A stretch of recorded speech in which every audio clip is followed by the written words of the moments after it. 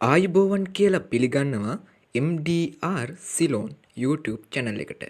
මම අද ඔයාලට කරන්න හදන්නේ පෙරදිග සංගීතයේ එන පහත රට සින්දු වන්නම් කියන පාඩම් කොටස. එහෙනම් අපි බලමු මේ පහත රට වන්නම් කියන්නේ මොනවද කියලා. පහත රට සින්දු වන්නම්. පහත රට සින්දු වන්නම්. පහත රට නර්තන සම්ප්‍රදායේ භාවිතා වෙන වන්නම් වලට කියනවා සින්දු වන්නම් කියලා. මොනවද පහත රට නර්තන සම්ප්‍රදායේ භාවිතා වෙන වන්නම් සින්දු වන්නම් කියලා කියනවා. මේ සින්දු වන්නම් 32ක් තියෙනවා. සින්දු වන්නම් 32ක් තියෙනවා.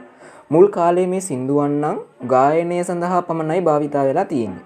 හැබැයි පසු කාලයේදී බෙරපද, මාත්‍රා, නර්තන විදි වගේ දේවල් සම්මිශ්‍රණය වෙලා බෙරපද, මාත්‍රා, නර්තන විදි වගේ ඒවා සම්මිශ්‍රණය වෙලා නර්තන අංගයක් ලෙස සකස් කරගෙන කියනවා කියලා අපිට පේනවා නේද? මොනවද? පහත රට නර්තන සම්ප්‍රදායේ භාවිතා වෙන වන්නම් වලට තමයි අපි කියන්නේ සින්දු වන්නම් කියලා. සින්දු වන්නම් 32ක් තියෙනවා. මේ සින්දු වන්නම් මුල් කාලේ භාවිතා කරලා තියෙන ගායනයට පමණයි. හැබැයි පසු කාලයේ බෙරපද, මාත්‍රා, නර්තන විදි වගේ දේවල් සම්මිශ්‍රණය කරලා නර්තන අංගයක් සකස් කරලා තියෙනවා. සින්දු වන්නම් පිළිබඳව ජනප්‍රවාද ගොඩාක් තියෙනවා. සින්දු වන්නම් කියන්නේ සින්දු වන්නම් බිහිවීම පිළිබඳ වගේ ජනප්‍රවාද ගොඩක් තියෙනවා. දෙවිනුවර රජ කළ දාපුලුසෙන් රජතුමාගේ සමයේ බිහි වුණා කියලා තව එක මතයක් තියෙනවා.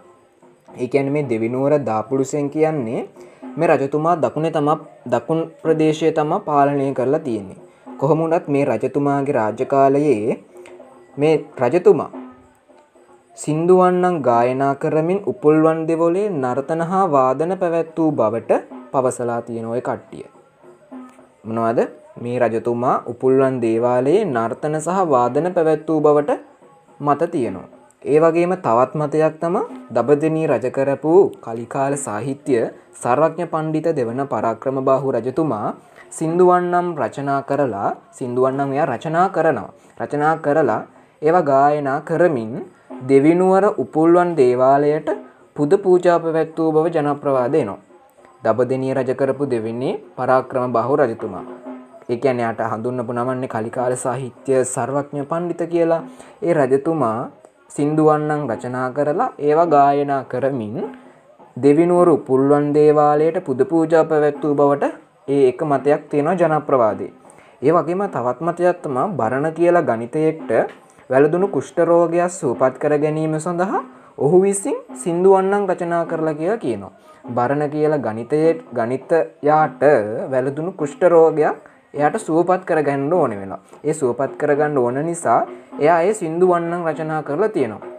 ඒ වගේම තවත් මතයක් තියෙනවා අන්ධ පුද්ගලයෙක් ඉන්නවා. මේ අන්ධ පුද්ගලයාට තම දෙනෙත් ලබා දෙන්න කියලා උපුල්වන් දෙවියන් ඉදිරියේ ගායනා කරනවා. මොනවද? සින්දු වන්නම් ගායනා කරන්න අවශ්‍ය සින්දු වන්නම් රචනා කරවගන්නේ බරණ කියන ගණිතයාට කියලා. ඒක එක මතයක්.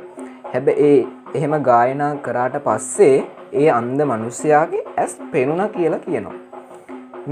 ඒ වගේම තවත් මතයක් තමයි මේක දැන් සින්දු වන්නම් වල පළමුවෙන සින්දු වන්නම සහ දෙවන සින්දු වන්නම ඔය වගේ ගොඩක් තියෙනවනේ අනුපිළිවෙලට තමයි මේ සින්දු වන්නම් තියෙන්නේ. මේ අනුපිළිවෙලට ගත්තාම පළවෙනි සින්දු වන්නමේ අවසාන පදේ තියෙනවනේ. මේ අවසාන පදය දෙවෙනි සින්දු වන්නමේ පළවෙනි පදයට යොදා ගන්නවා.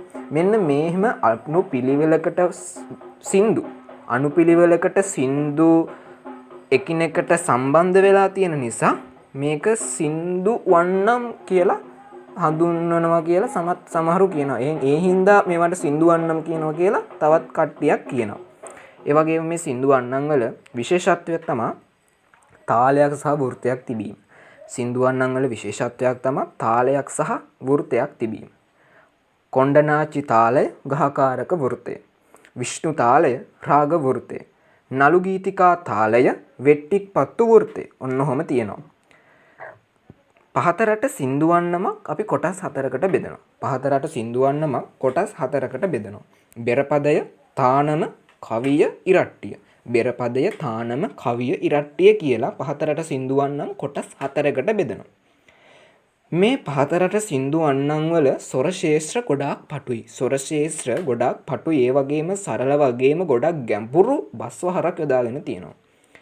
පහතරට සින්දු වන්නම් වල ප්‍රධාන වාද්‍ය භාණ්ඩ විදියට ගන්නේ පහතරට බෙරේ. පහතරට බෙරේ තමයි ප්‍රධාන වාද්‍ය භාණ්ඩය. ගොඩක් දුරට දෙවොල් මඩු ශාන්ති කර්මවලදී මේ සින්දු වන්නම් ගායනා කරමින් නර්තනයේ යෙදෙනවා දැකලා ඇති. ඒ වගේම මේ පහතරට සින්දු වන්නම් වල කාව්‍යමය ලක්ෂණ තියෙනවා. මොනවද මේ කාව්‍යමය ලක්ෂණ? කිසියම් පිහිටක්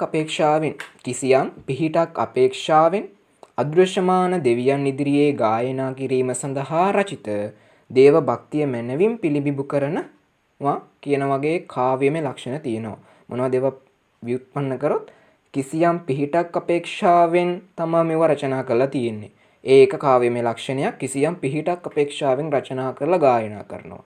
තවත් එක කාව්‍යමය ලක්ෂණයක් තමයි අදෘශ්‍යමාන දෙවියන් ඉදිරියේ ගායනා කිරීම සඳහා රචනා වෙනවා. අදෘශ්‍යමාන දෙවියන් ඉදිරියේ ගායනා කිරීමට මේ සින්දු වන්නම් රචනා වෙලා තියෙනවා. ඒ වගේම දේව භක්තිය මනවින් පිළිබිඹු කරනවා මේ සින්දු වන්නම් වල. දේව භක්තිය මනවින් පිළිබිඹු කරනවා.